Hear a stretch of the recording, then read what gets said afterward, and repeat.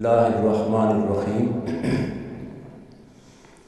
ایک دفعہ ایک ملک شام سے آقا دو جہاں صلی اللہ علیہ وآلہ وسلم کا غلام مدینہ شریف میں آیا اور اس کے ساتھ کچھ حالات اس طرح ہوئے کہ وہ مقروض ہو گیا، اور اس نے سوچا کہ میں حضرت سیدنا ابو بکر صدیق رضی اللہ تعالیٰ عنہ کی بارگاہ میں حاضر ہوتا ہوں اور ادھر درخواست کرتا ہوں، یقیناً میری حاجت پوری ہوگی۔ وہ سفر کر کے بڑا لمبا جب صدیق اکبر رضی اللہ تعالیٰ عنہ کے دروازے پہ آیا، دروازے کو دستک دی تو اندر سے صدیق اکبر رضی اللہ تعالیٰ عنہ تشریف لائے۔ مسافر نے سلام کیا، آپ نے وعلیکم السلام جواب دیا اور گھر میں لے گئے۔ تو وہ مسافر کہتا ہے کہ جو ہی میں آقا و مولا صدیق اکبر رضی اللہ تعالیٰ عنہ کے گھر میں داخل ہوا تو جب میں نے آگے پیچھے دیکھا کہ کہاں مجھے بٹھاتے ہیں تو ان کے گھر کی عاجزی کا یہ حال تھا کہ گھر میں چارپائی بھی نہیں تھی، کھجور کی ایک چٹائی تھی، اس پہ مجھے بٹھایا۔ تو اس کو یاد آ گیا کہ اس نے تو سب کچھ صدیق اکبر رضی اللہ تعالیٰ عنہ نے اپنے آقا صلی اللہ علیہ وسلم پہ ہر چیز قربان کر دی ہوئی ہے۔ وہ خاموشی اختیار کرنے کے بعد صدیق اکبر رضی اللہ تعالیٰ عنہ نے پوچھا کہ بھائی کہ کس حاجت سے آئے، کس ضرورت سے آئے، کس طرح آنا ہوا؟ تو عرض کی، یا صدیق اکبر رضی اللہ تعالیٰ عنہ میں تو پریشان ہو گیا ہوں، آیا تو تھا کہ میں نے 3000 دینار یا درہم قرض کسی کا دینا ہے تو آپ سے میں مانگتا ہوں، لیکن آپ کے گھر کی حالت دیکھ کے تو مجھے بس سوچ میں پڑ گیا ہوں کہ میں کیا عرض کروں آپ کی بارگاہ میں۔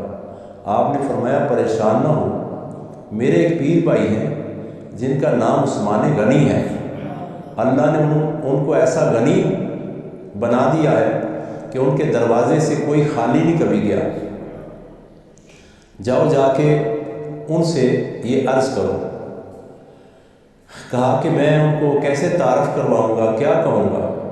فرمایا عثمان غنی کے دروازے پہ کوئی چلا جائے اتنا ہی کافی ہے، عثمان غنی رضی اللہ تعالیٰ عنہ کسی کا تعارف نہیں پوچھتے، بس دیکھتے ہیں کہ یہ سائل آیا، لیکن ایک بات جا کے ضرور کرنا، انہیں بتانا کہ میں رسول اللہ صلی اللہ علیہ وسلم کا غلام ہوں، پھر دیکھنا آگے کیا کرتے ہیں۔ وہ درویش چلے گئے اور گھر پہنچے، دروازہ کھٹکھٹایا، اندر سے عثمان غنی رضی اللہ تعالیٰ عنہ کے بولنے کی آواز آ رہی تھی، اور وہ عثمان غنی رضی اللہ تعالیٰ عنہ اپنے بچوں کو سمجھا رہے تھے کہ یہ چیزیں کھا لیا کرو، اس طرح کھا لیا کرو، اتنی کھا لیا کرو، اور اس طرح نہ کھایا کرو کہ فضول خرچی ہو جائے۔ وہ مسافر کہتے ہیں میں سوچ میں پڑ گیا، مجھے تو صدیق اکبر رضی اللہ تعالیٰ عنہ نے ضرورت کے لیے ان کے گھر بھیجا ہے، یہ تو اپنی اولاد کو سمجھا رہے ہیں، اور میں وہاں کھڑا رہا۔ اندر سے آواز آئی، دروازہ کھولا تو میں نے کہا السلام علیکم ورحمۃ اللہ۔ انہیں یہ پتہ چل گیا کہ میں اہل اسلام میں سے ہوں۔ حضرت عثمان غنی رضی اللہ تعالیٰ عنہ ان کا ہاتھ پکڑ کے اندر لے گئے اور جہاں ان کا بیٹھنے کا انتظام تھا بٹھایا، اور جس چیز سے منع کر رہے تھے وہی چیز ان کے سامنے پیش کر دی گئی، یعنی کہ دودھ اور اس میں شہد، یہ سارا کچھ پیش کیا۔ پھر اس کے بعد اچھے کھانے آ گئے، کھانے پیش کیے۔ وہ مسافر کہتے ہیں کہ میں نے کھانا خوب سیر ہو کے کھایا، اور وہ چیزیں کھائیں جو میں نے کبھی نہیں کھائی تھیں، ایسے سخی کے گھرانے میں۔ دل میں میرے خیال آ رہا تھا یہ بچوں کو تو منع کر رہے تھے، لیکن مجھے یہ سارا کچھ دے رہے تھے۔ خیر سوچ ہی رہا تھا تو جب کھا بیٹھا تو مجھے فرمایا کہ ہاں بھائی آپ کس طرح آئے ہیں؟ میں نے عرض کی کہ میں نبی پاک صلی اللہ علیہ وسلم کا غلام ہوں، اور مجھے یہ ضرورت ہے کہ میں مقروض ہو گیا ہوں اور مجھے 3000 دینار یا درہم چاہیے۔ تو حضرت عثمان غنی رضی اللہ تعالیٰ عنہ نے فرمایا کہ میں نے آپ کے لیے سامان بنا لیا ہے۔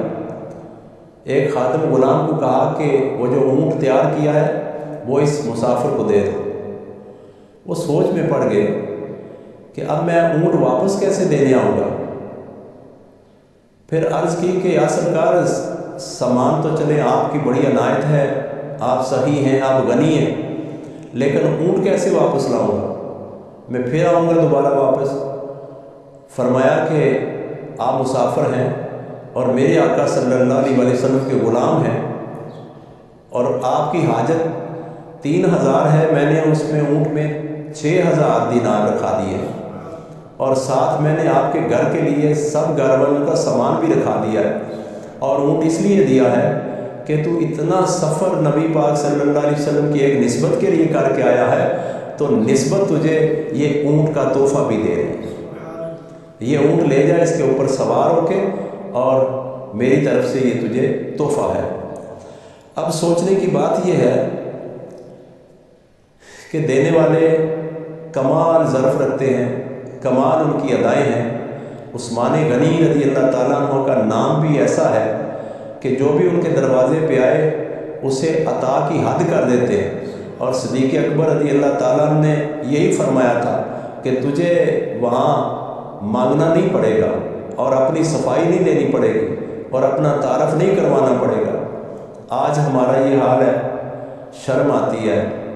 میں خود ایک دفعہ اپنی گاڑی پہ جا رہا تھا، اور میرے ساتھ ایک ضلع کا انچارج بہت بڑا افسر بیٹھا ہوا تھا، اور ایک مانگنے والے نے شیشے پہ ہاتھ رکھا۔ میں نے سوچا یہ دے گا ان کو، اسی طرف سے ہی وہ سائل آیا ہے۔ اس نے بالکل دھیان نہ دیا۔ میں نے میری جیب میں دیکھا 100 روپیہ تھا، میں نے نکال دیا، اور میں نے کہا کہ یہ جو ہے سب ان کو پکڑا دو، شیشہ نیچے کر کے۔ انہوں نے مجھے بھی گور کے دیکھا اور کہا کہ یہ مانگنے والا لگتا ہے، یہ تو بالکل صحت مند ہے۔ میں نے کہا آپ ان کو دے دیں فی الحال، یہ میرے آقا صلی اللہ علیہ وسلم کی سنت ہے، وَأَمَّا السَّائِلَ فَلَا تَنْهَرْ، کہ کوئی سائل آئے تو اس کی صحت اور تندرستی کا نہ دیکھو، اس کے قد کاٹ کا نہ دیکھو، اس کی امیری غریبی کا نہ دیکھو۔ سائل کوئی بھی آتا ہے سوال کرتا ہے تو بڑی مشکل ہے سوال کرنا، اور سائل کی حاجت پوری ہونی چاہیے۔ اللہ نے منع فرمایا ہے کہ اس کے اوپر کوئی سوال نہ کرو، اس کے اوپر کوئی اس طرح نکتہ چینی نہ کرو، بلکہ اگر آپ کے پاس ہے تو دے دو، اگر نہیں ہے تو بڑے اچھے طریقے سے معافی مانگو۔ تو حضرت عثمان غنی رضی اللہ تعالیٰ عنہ کی ادا یہ دیکھ کر پڑھ کر دل میں خیال آتا ہے کہ کیسے سخی ہیں جو آقا صلی اللہ علیہ وسلم کا نام آنے پہ ہر چیز لٹا دیتے ہیں۔ زلیخا کے پاس جب کوئی عورت آتی نا تو یوسف علیہ السلام کا نام لیتی تو آپ ان کو ہیرے جواہرات دے دیتی کہ میرے یوسف کا نام لیا۔ اسی طرح اماں خدیجہ الکبریٰ رضی اللہ تعالیٰ عنہ کے پاس کوئی مانگنے والا آتا تو آقا صلی اللہ علیہ وسلم پہ جب درود پڑھتا تو اماں خدیجہ الکبریٰ رضی اللہ تعالیٰ عنہ کا دل خوش ہو جاتا کہ میرے آقا صلی اللہ علیہ وسلم کا یہ نام لے رہے ہیں، ان کی نعت پڑھ رہے ہیں، تو بڑے بڑے قیمتی ہیرے جواہرات ان کے اوپر لٹا دیتی، ان کے اوپر قربان کر دیتی۔ اور آج جو رمضان المبارک کا مہینہ ہے، اس میں ایک چھوٹا سا عمل، چھوٹا سا صدقہ کرنے سے بھی کوئی احد سے بڑے ثواب ملتے ہیں۔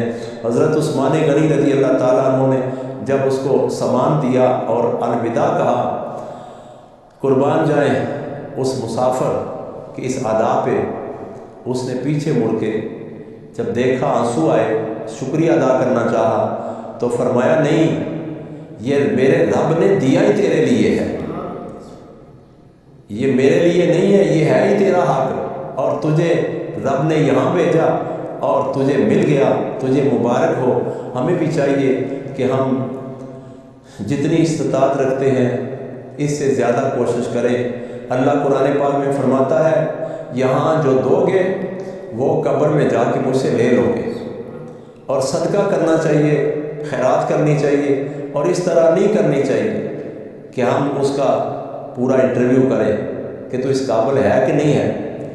آج دیکھیں کوئی وزیر اعظم ہے، کوئی وزیر ہے، تو اس کا انٹرویو کر کے اللہ تبارک و تعالیٰ نے اسے اتنی عزت اور اتنی شہرت اور اتنا مال دے دیا ہے۔ اللہ تبارک و تعالیٰ بے حساب عطا کرتے ہیں اور جسے چاہتے عطا کرتے ہیں۔ ہمیں بھی چاہیے کہ ہم اس رمضان المبارک کے مہینے میں جو بھی آئے دیں اور اللہ تبارک و تعالیٰ فرماتے ہیں کہ اگر کوئی خلوص سے دیتا ہے تو اس کا صدقہ میری قدرت دائیں ہاتھ سے وصول کرتی ہے، یعنی بڑی فضیلت اس میں پائی جاتی ہے۔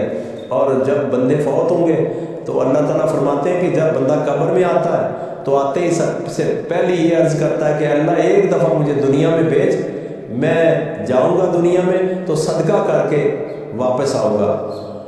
تو اس وقت بھی حسرت ہوگی، اور کیوں نہ ہو۔